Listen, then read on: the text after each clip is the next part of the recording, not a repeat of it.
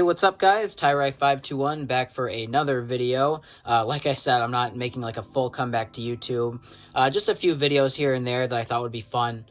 And one idea that I had was I recently picked up the Tumbler Chase Scarecrow Encounter or something like that, the new minifig scale Dark Knight Tumbler set. And I thought it would be really fun to kind of compare and contrast that with this old Tumbler MOC that I made back in 2016 when I was 16 years old. Obviously, a lot of these like custom versus official comparisons are done by people whose like customs are top notch, top tier, you know, like the most accurate, best of the best custom models you can possibly think of compared to Lego's version, and how the design philosophies are similar and whatnot, and how what the custom version has over the set and vice versa. This isn't one of those. This is kind of just like a crappy MOC I made. I mean, it's not, I don't hate it, but it's not like a top tier MOC or anything. It's something I just made when I was 16. I'm probably going to end up scrapping it for parts. And I thought just before I do that, I thought it would be fun to just kind of do like a little video kind of like going over, you know, the different design choices I made and kind of comparing how, you know, what the set does better than mine, and just kind of like a fun trip down memory lane, just a fun video I could do just as I'm kind of looking for new videos to do to kind of reestablish somewhat of a presence on YouTube. So yeah, without further ado, let's get started with the comparison. So if we take a look close up, as you can see, the new one, or the set rather, is a lot bigger. It has a much larger footprint than mine. Mine was made for minimal parts. It was made just with the parts that I had at my disposal, spare parts in my collection, whereas this is obviously designed by a team of designers who have pretty much any parts that they need. So obviously it's going to look more accurate. It's going to be a little bit bigger because I'm sure they had more to work with than I did. But if we pull into the front, I thought it'd be fun to kind of compare the fronts to start. So as you can see, they've got the proper tire alignment, or they've got the two panels on each side holding the tires, whereas mine were connected in the middle, which is something that drew a lot of that I got a lot of flack for in the video I made on this MOC. I got a few comments and a decent amount of dislikes before YouTube took the dislike button away, or at least the way to see the function to see the dislikes. And I did this. I did not want to do this. I really tried to find a way to connect the wheels to these side panels rather than connecting them in the middle. But just with the parts I had at the time, I didn't have any prongs that hold these wheels in place that were only one brick wide. That only had the prong on the one side. I only had the double-sided wheel axle, so I kind of had to connect them to the middle unless I wanted to get more parts. And I don't even know if the single-pronged wheel axle was even available at the time. I think they have that now, but I don't know if in 2016 they had that part. So obviously, yeah, they've got that much better than I do. They've got the curvature on the side down. As you can see, it's very accurate, lots of nice panels and whatnot, and lots of decent, like I said, curvature. Whereas mine, I kind of went for more of like a jagged look. This piece I would definitely change. I would take that out. I don't think there's no like really sudden gap. Like there's not like a really sudden like cut right there. I definitely would take that piece out, make it a little bit more sleeker if I were designing this nowadays. And then I just put that stud's not on top technique right there just because, just to add more side detailing.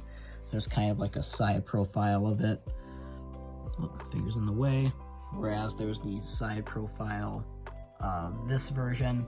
From the top, as you can see, one thing that I think maybe mine has a little bit of a leg up on Lego, and I obviously understand Lego does this to make the building process easier, but I feel like mine maybe has somewhat of a sleeker look just because it's made with almost all black parts, whereas Lego, I feel like, I mean, there are gold accents on the Tumbler. I feel like maybe they intersperse some gray and gold maybe just a little bit more frequently than is featured on the actual model. I feel like they do that, like I said, to kind of break up the monotony or to make it a less confusing building process.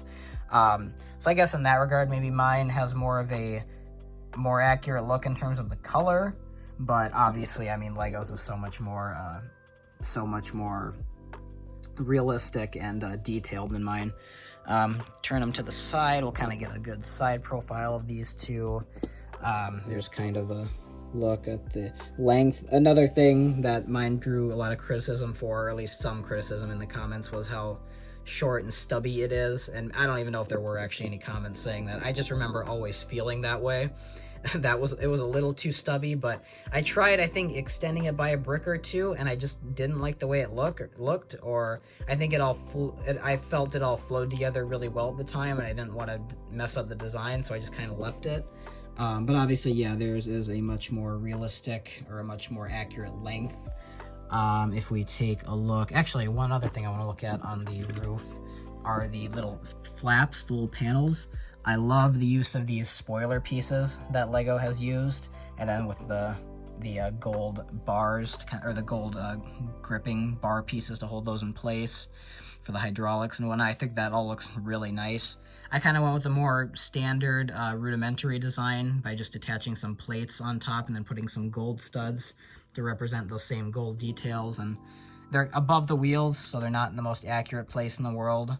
But I still like the look of them. I think I captured the flaps decent. I think that was one of the elements of this MOC I was more proud of, but obviously LEGO did a much better job with it, as well as just with the roof detailing with that little grill piece right there, and these Nexo shield pieces, and then even these flaps in the back. So if we take a look from the back of the models, we're going to take a look at the engine detailing.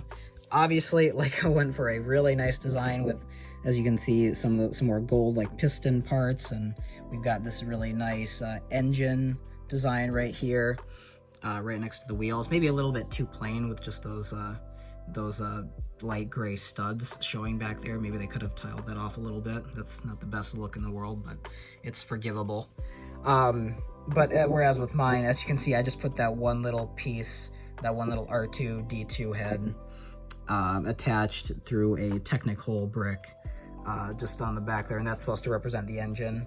I didn't want to go all out with the engine because it is kind of subtle. I was using reference pictures as well as my 2014 UCS Tumbler as reference for building this, and the engine in that model, that 2014 model, is very subtle, and it's not like a big flashy like engine with like huge flames puffing out of it. I just kind of went for something simple, more militaristic looking, like the Tumbler itself is.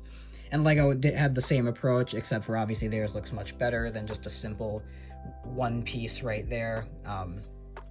So yeah, obviously that looks better in that regard. And then the tires that LEGO used, obviously I did not have 4 huge off-road tires to use at my disposal. I just ended up using 2 because that's all I really had, were just these 2 from some old, I don't even know what set they came from. They've just been in my collection forever. And the contrast between the front and the back tires was another thing I know that I got some comments about. As you can see on the set, the back tires and the front tires are obviously different sizes, but the contrast between them is not as huge as the contrast between the front and back tires on my MOC. As you can see, the back tires are freaking gigantic, whereas these are just regular like car tires, whereas the front tires on the LEGO model are more like off-road tires. Once again, they're a little bit larger than your average car tires. As far as interiors go, I suppose we'll take a look at the interior. LEGO, sorry, I've got the nightmare head and then the extra ammo just chilling in the passenger seat.